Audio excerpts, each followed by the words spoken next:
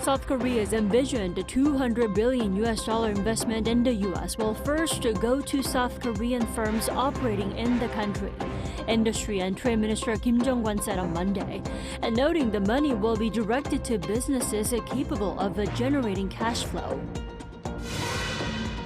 The benchmark KOSPI breached the 4,200 level today, setting another record high following last week's APEC leaders meeting, which saw a break in the U.S.-China trade war and NVIDIA CEO Jensen Huang's promising investment in South Korea. And this week, President Lee Jae-myung will deliver a budget speech to outline the government's spending for next year, seeking bipartisan cooperation for the passage of the bill. South Korea's industry minister says the government's planned $200 billion investment in the U.S. will prioritize Korean companies seeking to expand abroad. He says the goal is to create new financing channels that strengthen industrial cooperation. Our Hye-seong starts us off. Industry Minister Kim Jong-un says the country's $200 billion investment package for the U.S. will not be a simple handout, but a strategic fund designed to benefit Korean firms first. Speaking at a lecture for mid-sized company CEOs in Seoul on Monday, Kim explained that the funds will be overseen by two committees, one chaired by U.S. Commerce Secretary Howard Lutnick and another by himself, to ensure joint approval and transparency. He said the $200 billion investment will go to projects with commercial viability, or in other words, businesses capable of generating cash flow.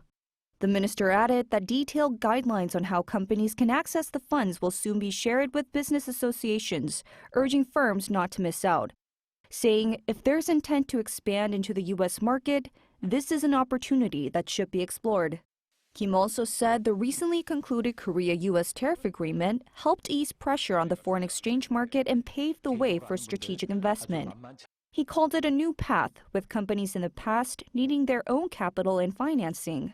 He added that formal documents summarizing the tariff deal, including an MOU and fact sheet, are in their final stages. At the event, the head of the Federation of Middle Market Enterprises of Korea thanked the minister for his efforts, recalling how U.S. President Donald Trump recently described Kim as a very tough negotiator, to which Kim replied was a great honor.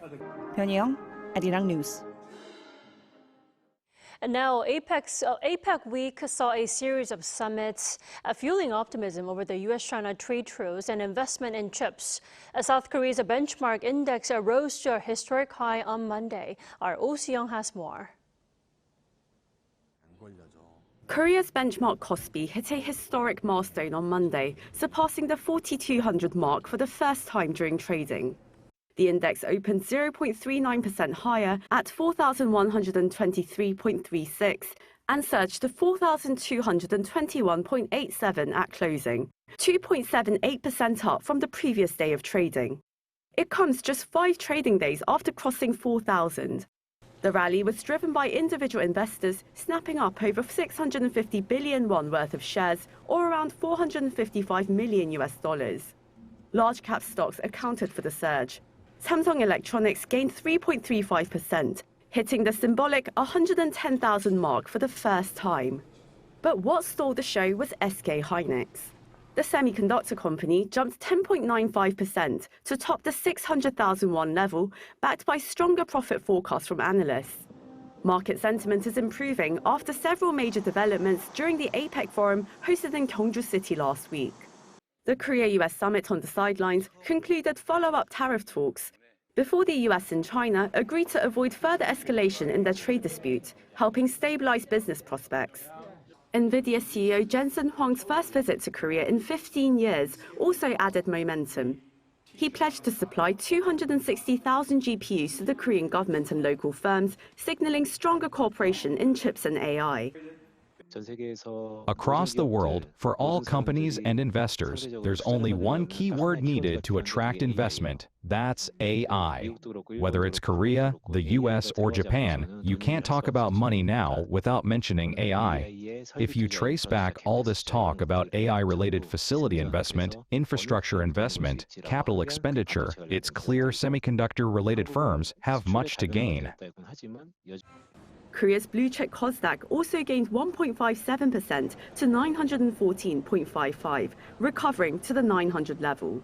Experts say with key corporate earnings from shipbuilding, defense, and nuclear energy sectors due this week, the KOSPI's upward trend is likely to continue. Amid global power competition and supply chain realignment, the world truly needs Korea, and that's being proven through actual money market movements. The KOSPI growth rate this year alone is about 60%. If the index itself rose 60 points, it means many individual stocks have doubled or tripled. Still, there's a possibility of overheating after the rally, and U.S. monetary policy and liquidity shifts remain the key external risks in the near-term future. Hye-seong, Arirang News. So the movement of South Korean shares was a clear reflection of the success of APEC 2025 Korea. And now we take a closer look at actual achievements and key economic takeaways from the meeting. Our correspondent Park Jun-han has more. With the official events of APEC 2025 Korea now concluded, this year's meeting saw several major economic deals finalized, ranging from government agreements to corporate investment and supply contracts. The details of the tariff negotiations between South Korea and the U.S. were finalized last Wednesday. South Korean President Hye-seong and U.S. President Donald Trump announced a $350 billion investment package after their second summit in 2 months. The details of the finalized deal include $200 billion in cash, capped at $20 billion a year, and $150 billion invested in shipbuilding cooperation. The two sides agreed to pursue the shipbuilding project led by South Korean companies, with profits shared equally and including not only direct investments, but also financial guarantees. In return, U.S. tariffs on Korean automobiles will be dropped from 25% to 15%. Also, pharmaceuticals and lumber get most favored nation status, and aircraft parts and generic drugs become free of tariffs. Although the two sides have agreed on the details, the formal fact sheet has not been disclosed yet. In other news, South Korea and China signed a renewed 400 billion yuan, about 78 trillion Korean won worth $1 currency swap agreement for 5 years on Saturday, extending a deal that expired last month.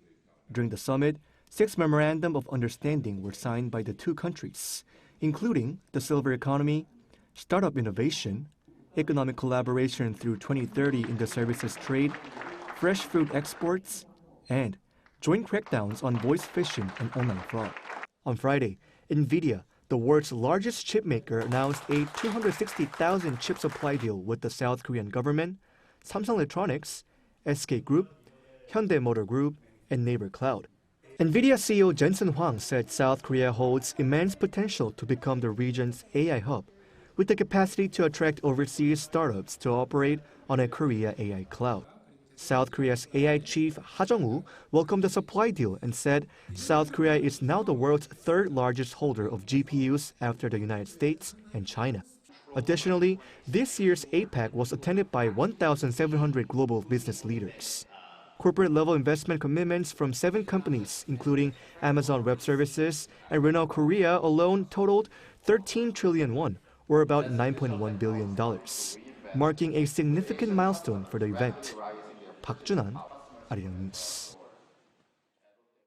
In the meantime, the National Assembly is weighing in on the results of the APEC 2025 Korea, with sharply divided reactions from the ruling and main opposition parties. Our Moon Hae-dan has the details. The National Assembly is divided over the outcomes of last week's APEC Leaders Summit, reflecting deep political tensions over the government's approach to international diplomacy and economic policy. On Monday, the main opposition People Power Party sharply criticized the landmark South Korea-U.S. tariff agreement, which includes a $350 billion investment package.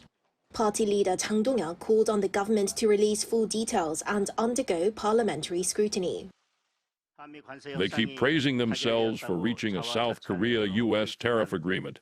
But just like 3 months ago, neither a fact sheet nor the official agreement has been made public.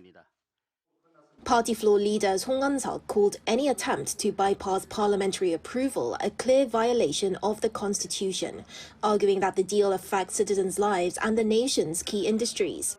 Opposition officials also raised concerns about financial risks, cautioning that transferring U.S. investment funds without oversight might expose South Korea's foreign exchange market to volatility.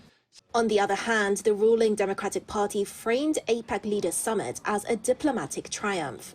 Party leader Chung Cheong-rae stressed that the government's agreements must now be translated into concrete results and pledged to prepare and expedite special legislation related to U.S. investment, while hosting nationwide events to inform citizens of the summit's achievements.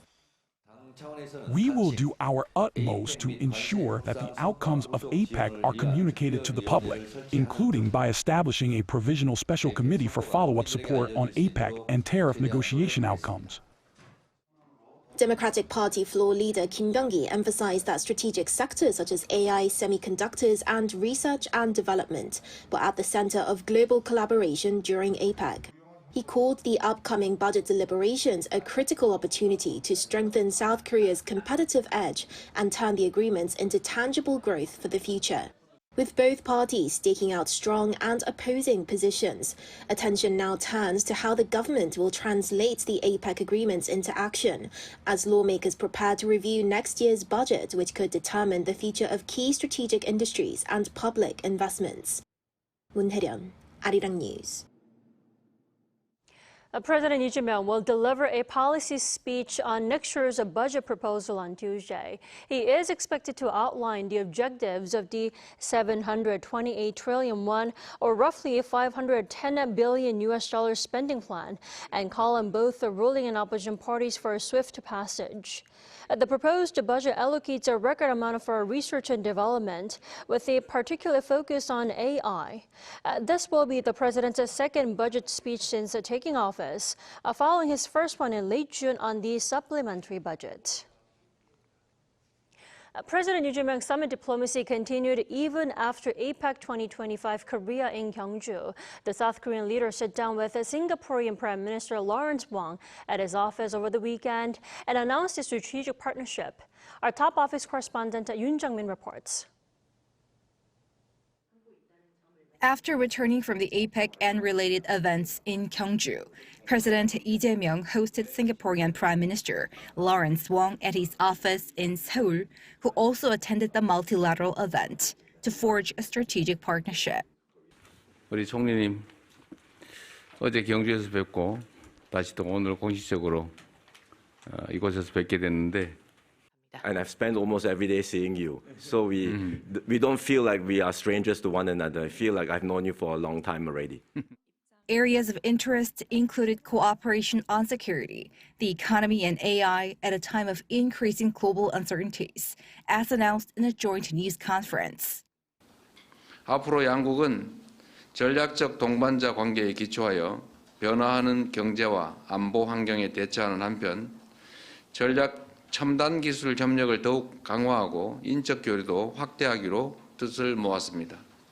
The two sides agreed to expand joint studies in the defense industry, tackle online scam crimes, seek greater investment and trade through their bilateral free trade agreement, as well as improve the Korea-ASEAN agreement. Korean beef and pork from Jeju will also be exported to Singapore for the first time. Other areas of focus were green and digital industries and regional security. In this uncertain and rapidly changing world, partnerships between like-minded countries like Korea and Singapore have become ever more vital. I look forward to working closely with President Yi on the many initiatives we have discussed today. Several MOUs were exchanged for cooperation on digital content, culture, logistics, and shipping. The diplomatic super week that began with the ASEAN-related summits in Malaysia before the APEC meeting in South Korea's Gyeongju concluded with the bilateral summit in Seoul. What's key from here is how to materialize key summit deliverables. Yoon Jung-min, Arirang News.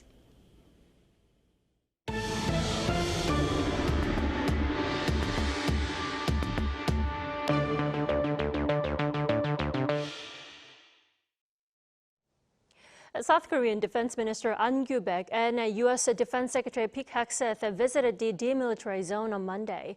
This was ahead of the allies' annual defense talks, the security consultative meeting slated for the next day.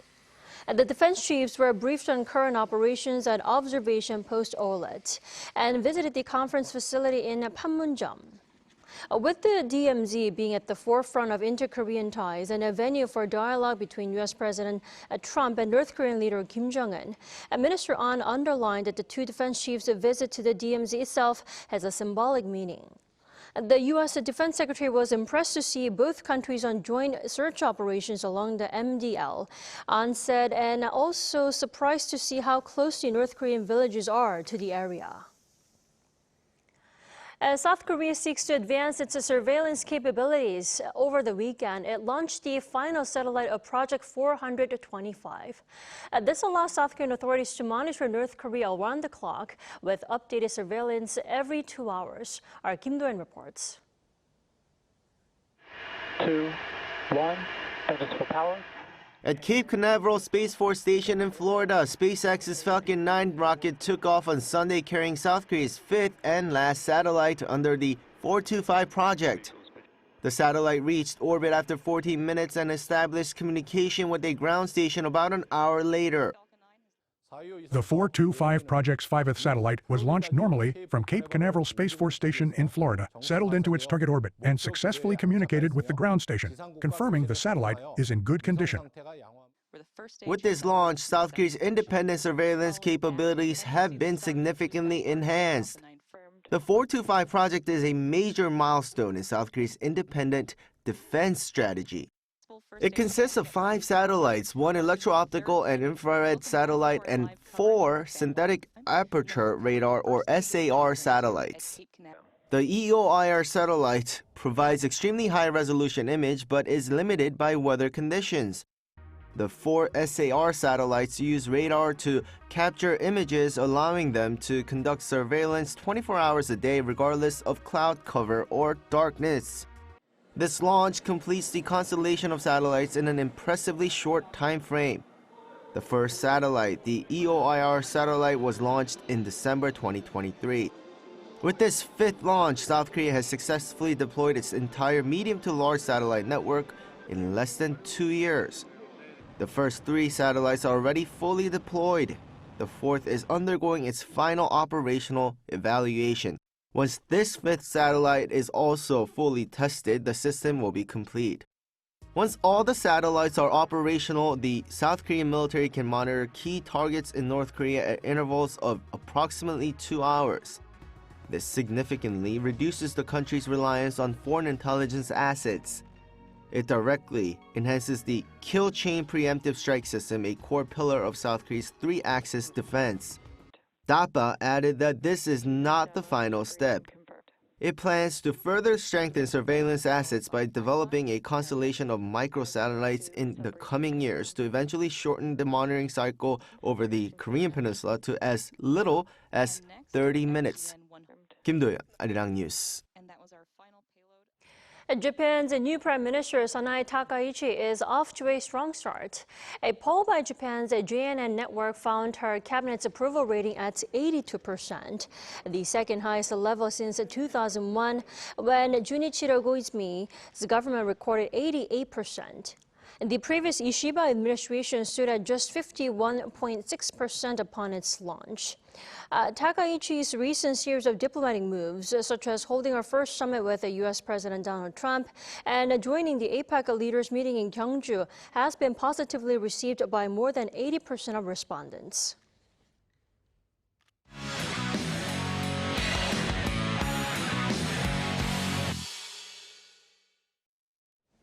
Time now to take a look at what's been happening in the world of sports. So we have our sports editor, Paul Nietzsche, joining us in the studio. Hello, Paul. Hello there. So, Paul, why don't we start with football? The roster for the men's national football team was just announced this afternoon, just hours ago. Now, any surprise inclusions or any returns? Right, yes, the squad for the 2 friendly matches in November. There are returns for Cho Gyu-song, who has put his injury issues behind him and is in great form for his club in Denmark, FC Midtjylland. He became a breakout star during the last World Cup, but is back in the squad for the first time in nearly 2 years. Yang Min-hyuk returns for the first time in 8 months, while Kwon Hyuk-kyu of FC Nantes in France is looking for his first cap. Jens Kastrup he keeps his place in the squad, having made his debut in September. The matches the last South Korea will play this year are part of preparations for the World Cup next year. Bolivia in Daejeon on Friday, November the 14th, and Ghana in Seoul on Tuesday, November 18th. Over the weekend, there were some goals for some players on the roster for their clubs. Oh Hyun-gyu scored in a 1-0 win for Genk in Belgium, while in England, Park Sung-ho scored in a 4-0 win for Birmingham over Yang Min-hyuk's Portsmouth. Some fun friendlies to look forward to this month. Moving on to baseball, a South Korean star has won the World Series. Tell us more. Right, yeah, Kim Hye-seong appeared in Game 7 for the LA Dodgers against the Blue Jays. He is only the second South Korean to get a World Series ring, following Kim Byung-hyun in 2001 with the Diamondbacks. Overall, he's the 5th South Korean to appear and was the first since Che Ji-man in 2020. It was Kim's only appearance in the World Series. In Game 7 in Toronto on Saturday, local time, he replaced Miguel Rojas at second base to begin the bottom of the 11th inning. This was after Will Smith had given the Dodgers a 5-4 lead. Kim played 71 times in the regular season, spending time at second base, shortstop, or centre field. He hit 3 home runs, earned 17 RBIs and 13 steals, batting at .280. Good for him, really. Now, the KBO Korean series, in the meantime, concluded on Friday. Give us a recap. Right, yeah, so a win for the LG Twins, who also won the regular season, of course. The series went to Game 5 in the best-of-7 series. LG had built up a 2-game lead, winning 8-2 and 13-5 at home in Seoul. But the Hanwha Eagles won Game 3 at home in Daejeon, offering a ray of hope. But Game 4 on Thursday, also in Daejeon, brought another LG win to set up Game 5 to be the decider. LG ran out 4-1 winners to make it their second title in 3 years and 4th overall. Kim Hyun-soo was named MVP, who went 9 for 17 with 5 walks. Paul, and finally to Son Heung-min and LAFC, another goal for the South Korean national team captain. Another goal and an assist as well for Son on Sunday local time. His team, LAFC, beat Austin FC in the second match of the MLS Cup playoffs first round. Son got the game's first goal 21 minutes in, firing into the bottom corner from inside the box. Scorer then turned provider when Son played in Dennis Boanga 4 minutes later to make it 2-0. It was Son's 10th goal and 4th assist in just 12 matches for LAFC. The match finished 4-1 and came after a 2-1 win on Wednesday. Up next is the Vancouver Whitecaps in the next phase, at home on Saturday local time. You know, more to look forward to from Son. Thanks for coming in tonight. Thank you.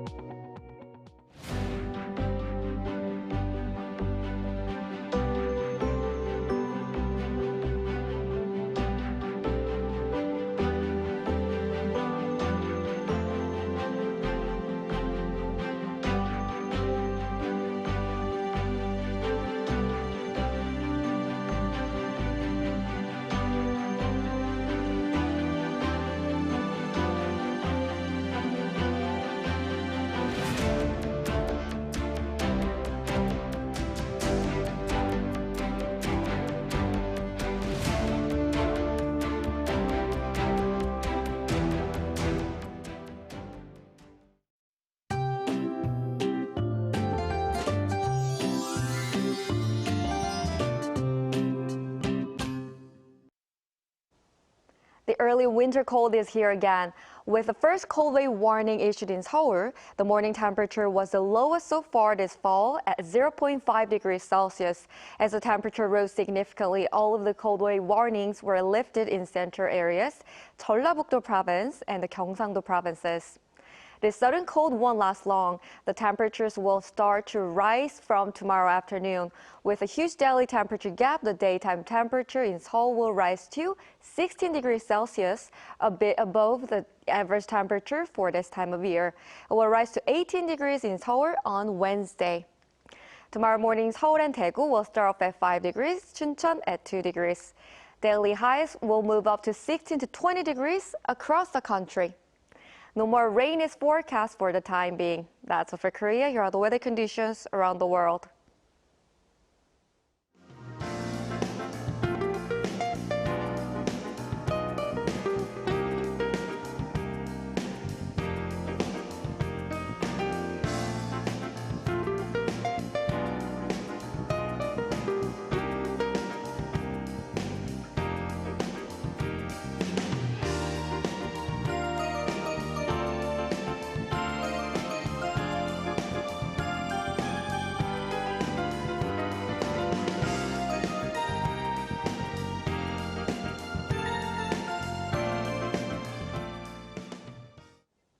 That is all we have for tonight. I'm Kim Dami. From all of us here at Arirang, thanks for watching and good night.